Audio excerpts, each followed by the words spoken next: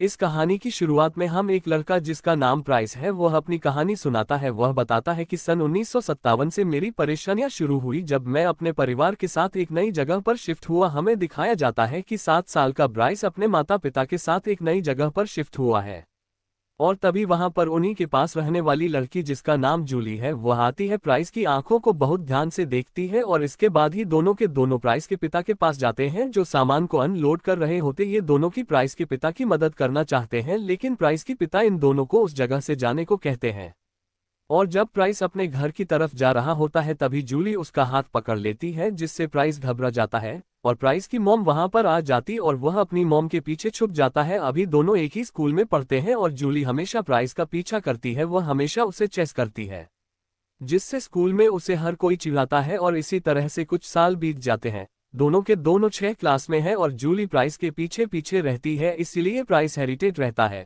उन्हीं के स्कूल में पढ़ने वाली एक लड़की होती है जिसे जूली बिल्कुल भी पसंद नहीं करती है। जूली से पीछा छुड़ाने के लिए वो तय करता है कि वो उसे डेट करेगा। प्राइस हर जगह उसी के साथ घूमना शुरू कर देता है ताकि जूली उसका पीछा छोड़ दे, लेकिन ब्राइस एक दिन उस लड़की को गलती से सारा सच बता देता है जिससे उस लड़की को गुस्सा आता है और वह ब्राइस को थप्पड़ मारकर वहां से चली जाती है। इसके बाद हमें क्लास में दिखाया जाता है जूली ब्राइस की बात को सुन रही होती है जो ब्राइस को अजीब लगता है। वो कहती है कि सन 1957 में जब पहली बार ब्राइस को देखा था तो मैं उसकी आंखों में देखी तो मैं उसकी आंखों में खो गई थी। मैं समझ गई थी कि यह मेरा प्यार है। ब्राइस को गॉड ने मेरे लिए ही बनाया है। मुझे ब्राइस बहुत अच्छा लगता है। इसके बाद घर के सामान अनलोड करने में उसके साथ उसके पिता की मदद करना चाहती थी लेकिन उसके पिता ने हमें ऐसा नहीं करने दिया और जब ब्राइस घर के अंदर जा रहा था तो मैंने उसका हाथ पकड़ लिया क्योंकि मैं उसके साथ वक्त बिताना चाहती थी। उस पल में मुझे ऐसा लगा कि हो सकता है कि आज मेरी यह फर्स्ट किस हो, लेकिन तभी उसकी मॉम वहां पर आ गई और वह घबराकर शर्माकर अपनी मॉम के पीछे छुप गया। रात को जूली कहती है कि मेरी मॉम ने मुझे बताया था कि कुछ लोग शाही होते हैं जो अपने दिल की फीलिंग को कभी किसी को नहीं बताते हैं।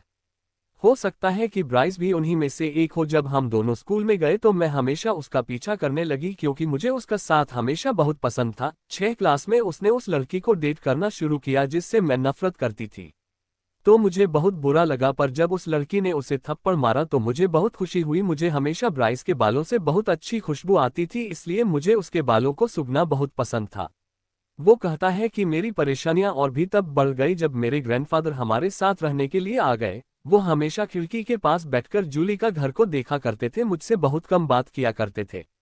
एक दिन उन्होंने मुझे अपने पास बुलाया और न्यूज़पेपर दिखाया जिसमें जूली की फोटो थी। ब्राइस अपने ग्रैंडफादर को बताता है कि बस स्टाफ के पास एक पेड़ है जिससे जूली को बहुत लगाव है। वो हमेशा उस पेड़ पर चढ़ी रहती है। उसने कई बार मुझे भी इनवाइट किया लेकिन मैं कभी उस पेड़ के ऊपर नहीं चढ़ा और एक दिन सरकारी विभाग से जब कुछ लोग उस पेड़ को काटने के लिए आए तो जूली उस पेड़ के ऊपर चढ़ गई। उसने मुझे भी उस पेड़ पर चढ़ने के लिए कहा लेकिन मैं नहीं चढ़ा, मैं उस जगह से चला गया। इसके बाद उस पेड़ को नहीं काटा गया और इसीलिए जूली की फोटो न्यूज़पेपर पर आई है।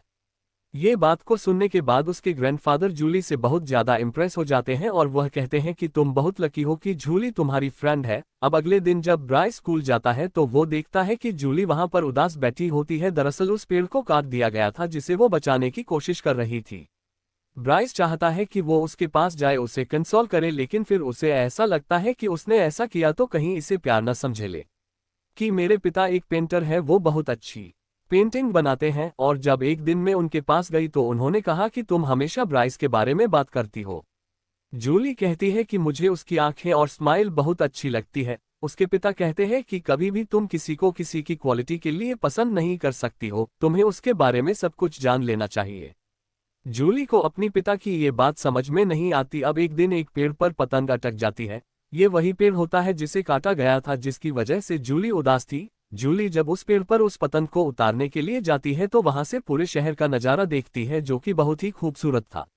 इसके बाद वो हर रोज उस पेड़ के ऊपर चढ़कर पूरे शहर को देखने लगी। जूली को ये करना बहुत अच्छा लगता था और जिस दिन सरकारी कर्मचारी इस पेड़ को काटने के लिए आए थे तो उस पेड़ को बचाने के लिए पेड़ के ऊपर चढ़ गई थी। उसने ब्राइस से भी उसकी मदद करने को कहा था लेकिन ब्राइस वहां से चला गया था जिससे जूली को बहुत बुरा लगा। जब उसके पिता उसी पेड़ की पेंटिंग बनाकर उसके लिए लाते हैं तो उसे कुछ अच्छा लगता है, पर उसे अब एक बात समझ में आ चुकी है कि ब्राइस इतना भी अच्छा लड़का नहीं है जितना अच्छा वह उसे समझती है। कि मुझे अंडे खाना बिल्कुल पसंद नहीं है। जूली, जिनके पास बहुत सारी मुर्गियां हैं, वो हमें हर रोज मुर्गियों के अंडे लाकर दे देती थी, जो मुझे बिल्कुल पसंद नहीं आती थी। और जब स्कूल में साइंस का एक्सिबिशन था, उसमें भी जूली ने अपनी प्रेजेंटेशन में यही बताया था।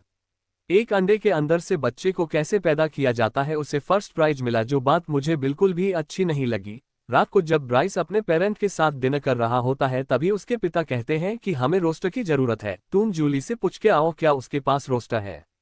वो जूली से बात नहीं करना चाहता, चुपके से अपने दोस्त के साथ जूली के घर के अंदर झांकता है। उसे कहीं पर उस रोस्टर नहीं दिखते हैं, इसीलिए अपने पिता से कह देता है कि उनके पास रोस्टर नहीं है। उनके पिता को लगता है कि जूली के घर के जो अंडे हैं वह अनहाइजीनिक है, इसलिए वो ब्राइस से कहते हैं जूली से कह देना अब हमें अंडों की जरूरत नहीं है। लेकिन ब्राइस उससे बात नहीं करना चाहता, इसलिए जब भी जूली उसे अंडे देती है तो वो उन अंडों को डस्टबिन के अंदर फेंक देता है। वही जूली बताती है कि मैंने अपनी साइंस प्रोजेक्ट के लिए एक अंडे से मुर्गी के बच्चे को कैसे निकाला जाता है, कैसे उसे हीट देकर बच्चे में कन्वर्ट किया जाता है, ये प्रोजेक्ट चुना था जिसमें मुझे फर्स्ट प्राइज मिला था। और जब हमारे मुर्गी ने अंडे दिए तो मैंने उनसे भी बच्चे बनाना शुरू कर दिए हैं। धीरे धीरे हमारे घर में बहुत सारे अंडे होने लगे। जब जूली देखती है कि उन अंडों का उनके घर में कोई भी इस्तेमाल नहीं है, तो उन अंडों का वो बिजनेस करना शुरू कर देती है। वो ब्राइस को भी रोज अंडे देने जाती है, और एक दिन ब्राइस उसे पूछता है कि तुम अब स्कूल बस में क्यों नहीं आती हो। पेड़ कट जाने के बाद वो कभी भी स्कूल बस में नहीं आई थी। यह बात सुनकर जूली को बहुत अच्छा लगता है, उसे लगता है कि वह उसे पसंद करता है, उसके ख्यालों में खोई हुई होती है। तभी ब्राइस घर से निकलता है, जो जूली को नहीं देखता है। उसके हाथ में घर का कचरा होता है, जिस कचरे के ऊपर जूली ने जो अंडे दिए थे वह अंडे भी होते हैं। ये देखकर जूली को बहुत बुरा लगता है। ब्राइस उसे कहता है कि मेरे पिता को तुम्हारा घर बिल्कुल भी हाइजीनिक नहीं लगता, तुम्हारे घर के बाहर कोई अच्छा गार्डन भी नहीं है, इसलिए हम तुम्हारे घर के अंडे नहीं खा सकते। ये सुनकर जूली को बहुत बुरा लगता है और वह वहां से चली जाती है। अब हमें ब्राइस बताता कि उस घटना के बाद जूली ने मुझसे बात करना बंद कर दिया, मुझे चेस करना बंद कर दिया, जिससे मुझे और भी परेशानी होने लगी। एक दिन जब मैं उसके घर के अंदर झांका तो मैंने देखा कि मेरे दादाजी यानी कि ग्रैंडफादर भी जूली के साथ उसके घर में काम कर रहे हैं, जो देखकर मुझे और भी गुस्सा आया। रात को मेरे दादाजी मेरे पास आए और मुझे कहा कि जूली ने मुझे अंडों के बारे में बताया, तुम्हारा जो कैरेक्टर इसी उम्र में डेवलप होता है, तुम्हारी जो भी परेशानियां, जो भी चैलेंज है, तुम्हें उन्हें पेश करना चाहिए, तुम्हें चीजों को एक्सेप्ट करना चाहिए।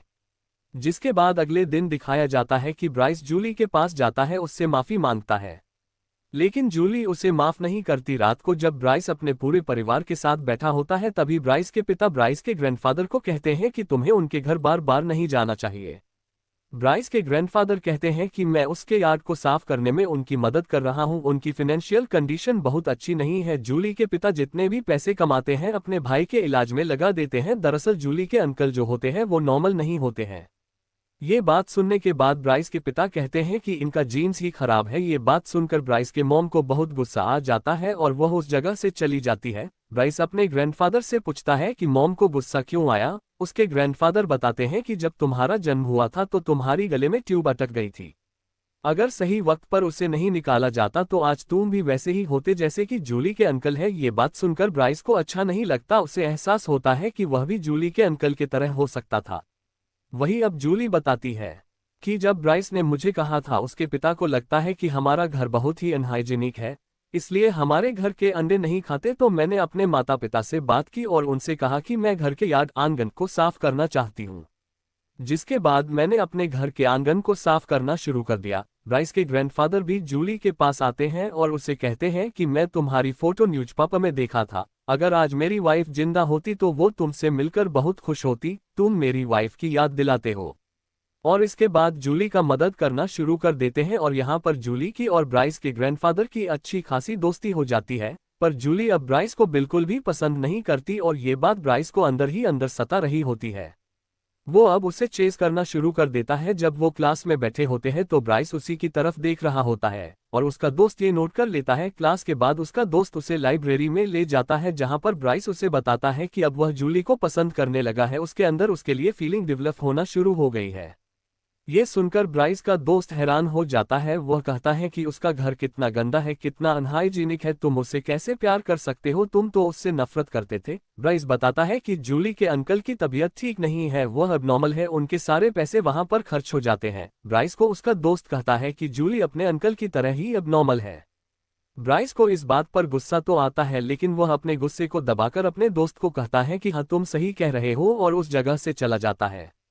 जूली हमें अपनी कहानी बताती है कि मैं अपनी पापा के साथ अपने अंकल से उनके बर्थडे पर मिलने के लिए गई थी। जब मैं उनसे मिली तो उन्होंने मेरी सारी फोटो संभाल कर रखी थी। हम आइसक्रीम खाने के लिए गए, जहां पर दिखाया जाता है कि जूली के अंकल की आइसक्रीम गिर जाती है, जिससे वो बहुत ही अजीब बिहेव करना शुरू कर देते हैं। पर इससे पहले वो पूरी तरह से आउट ऑफ कंट्रोल होते जूली उनके लिए एक और आइसक्रीम ले आती है। जूली अपनी अंकल से मिलकर आज बहुत खुश है। जूली जब घर जाती है तो उसकी माँ उससे बताती है कि ब्राइस के माता पिता ने हमें डिनर पर इनवाइट किया है। अगले दिन जूली स्कूल में अपनी दोस्त को ये बात बताती है कि ब्राइस के मॉम डैड ने हमें डिनर पर इनवाइट किया है। उसकी दोस्त कहती है कि आज जब तुम क्लास में बैठी थी तो ब्राइस ने बार बार तुमको देख रहा था, मुझे लगता है कि अब वह तुम्हें पसंद करता है। ये बात उसे बहुत अजीब लगती है। ये दोनों के दोनों लाइब्रेरी में होते हैं, और यह वही पल होता है जब ब्राइस अपने दोस्त को बता रहा होता है कि वह अब जूली को पसंद करने लगा है। साथ ही जूली के अंकल के बारे में भी बताता है, जिसके बाद उसका दोस्त कहता है कि जूली भी अपने अंकल की तरह अब नॉर्मल है। ब्राइस, जिसको ये बात बिल्कुल अच्छी नहीं लगती, वो अपनी दोस्त की बात में हामी करके वहां से निकल जाता है, और इस बात को जूली सुन लेती है। अब रात को जूली की पूरी फैमिली ब्राइस के घर डिनर करने के लिए आती है, जहां पर ब्राइस उससे बात करने की कोशिश करता है। जूली कहती है कि लाइब्रेरी में जो बात अपने दोस्त को कहा था कि मैं अपने अंकल की तरह अब नॉर्मल हूं, मैं ये बात सुन ली थी, और ये बात सुनकर उसे अफोर्ड लगता है। इसके बाद थोड़ा सा अनकंफर्टेबल हो जाता है। यहाँ पर ब्राइस के पिता को भी दिखाया जाता है, जो थोड़े से एरोगेंट होते हैं। जूली के साथ दो भाई भी होते हैं जो बहुत ही इंटेलिजेंट है। ब्राइस के पिता को लगता है कि वह कॉलेज नहीं जा सकते क्योंकि उनकी फाइनेंशियल कंडीशन बहुत अच्छी नहीं है, लेकिन पहले से उनका कॉलेज में एडमिशन हो चुका है। ब्राइस को यहाँ पर एहसास होता है कि वह भी अपने पिता की तरह एरोगेंट बन रहा है, जो कि बिल्कुल अच्छी बात नहीं है। अगले दिन स्कूल में दिखाया जाता है, जहां पर बताया जाता है कि एक एक करके हर कोई लड़का स्टेज पर आएगा और नीचे से लड़कियों उनके साथ डेट पर जाने के लिए बोली लगाएंगे, और इससे जितने भी पैसे आएंगे सब के सब एक एनजीओ को डोनेट कर दिए जाएंगे। ये सारी बातें हमें ब्राइस बता रहा होता है, और वो दिन आता है जब डेट पर जाने के लिए बोलियां लगेंगे। यहाँ पर स्टेज पर ब्राइस भी होता है। वो नीचे जूली को देखता है, लेकिन ब्राइस से पहले एक लड़का सामने आता है जो बहुत ही इंटेलिजेंट होता है, लेकिन देखने में बिल्कुल अच्छा नहीं होता है, इसलिए कोई भी उस पर बोली नहीं लगा रहा होता है। ये देखकर जूली उस पर बोली लगाती है, यानी कि अब वो उसके साथ डेट पर जाएगी। और जब ब्राइस की बारी आती है तो स्कूल की सबसे अमीर लड़की उस पर सबसे ऊंची बोली लगाती है। इसका मतलब यह है कि वह उसके साथ डेट पर जाएगी, और ये सब के सब डेट पर जाते हैं, जहां पर ब्राइस उस लड़की से बात तो कर रहा होता है, लेकिन उसका ध्यान जूली की तरफ होता है, और बात करते करते अचानक से उठता है और जूली का हाथ पकड़ लेता है और उसकी तरफ किस करने के लिए बढ़ता है, लेकिन जूली हाथ छुटाकर वहां से चली जाती है। ब्राइस उसके पीछे उसके घर भी जाता है, लेकिन जूली उससे बात नहीं करती है। जूली हमें ये बताती है कि इस दौरान उसके दिमाग में क्या चल रहा है। जब स्कूल में लड़कों के ऊपर डेट पर जाने के लिए बोली लगाई जानी थी, उसकी दोस्त कहती है कि ब्राइस के ऊपर बहुत ऊंची ऊंची बोली लगेगी, तुम्हें उस पर बोली लगानी चाहिए। हालांकि जूली उससे नाराज है, उससे बात नहीं करना चाहती, लेकिन हमेशा उसी के बारे में सोचती है। जब स्कूल में इस इवेंट के लिए जा रही होती है, तभी उसकी नेबर उसकी आज्ञा के लिए पेमेंट कर देती है। अब उसके पास पैसे हैं। इवेंट से पहले स्कूल की सबसे अमीर लड़की उसके पास आती है और कहती है कि तुम जीत नहीं पाओगी। ये वही लड़की होती है जिसने ब्राइस के ऊपर सबसे ऊंची बोली लगाई थी, और अब इवेंट शुरू होता है तो जूली उस लड़के पर बोली लगाती है जिसके ऊपर कोई भी बोली नहीं लगा रहा होता है, और सबके सब ये डेट पर होते हैं।